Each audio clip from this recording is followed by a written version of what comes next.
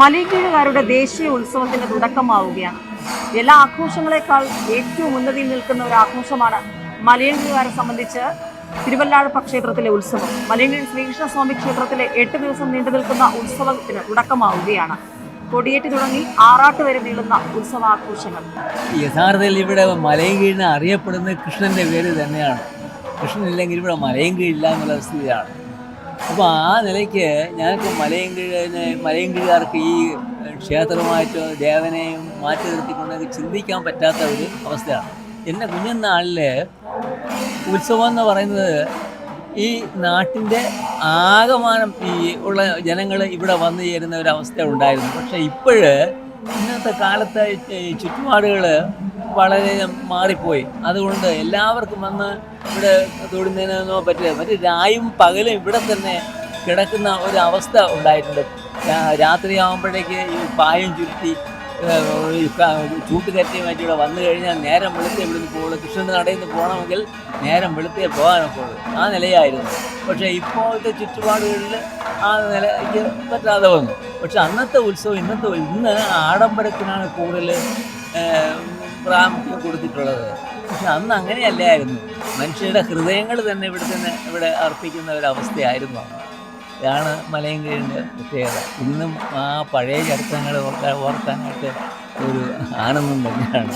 ക്ഷേത്രം ആ നാടിൻ്റെ ഒരു ഭക്തിസാന്ദ്രമായ പല കാര്യങ്ങളും അവിടുന്ന് നമുക്ക് ജനങ്ങൾക്ക് മനസ്സിലാക്കാൻ പറ്റും.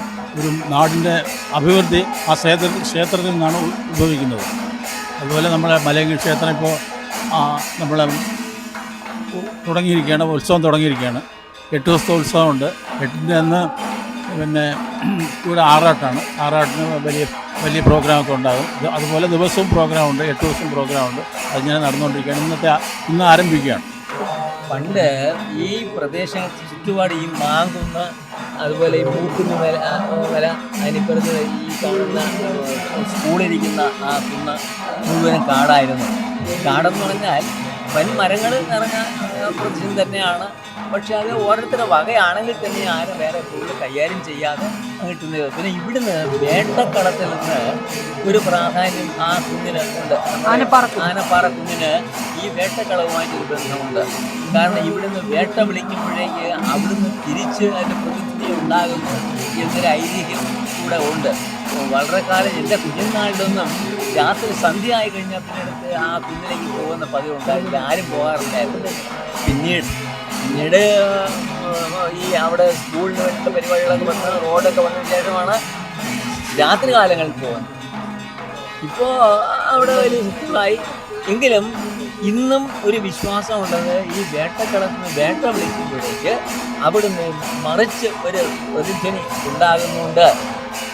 അതൊരു ഭൂതത്താൻ്റെ ഒരു പ്രതിശബ്ദമാണ് എന്ന് ഒരു സങ്കല്പം ഇപ്പോഴും ഉണ്ട്. അതായത് ഈ മലയുടെ കീഴിലുള്ള ഈ നാടിന്റെ ഐശ്വര്യം ഭഗവാനാണ്. ഭഗവാൻ തന്നെയാണ്. ഭഗവാനെ വിളിച്ചിട്ട് കാണാൻ വേറെ ഒന്നും ചിന്തിക്കാൻ പറ്റിയിട്ടാണ്. മാധവീര ഒരു സ്മരണാർത്ഥം ഇവിടെ മാധവീര ഒരു സംസ്കൃതി കേന്ദ്രമുണ്ട്.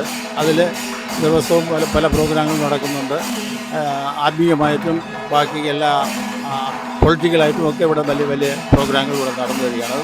ക്ഷേത്രത്തിൻ്റെ തൊട്ടടുത്തുള്ളതുകൊണ്ട് ക്ഷേത്രത്തിൻ്റെ ഒരു സൈഡായിട്ട് നടന്നുകൊണ്ടിരിക്കുകയാണ്.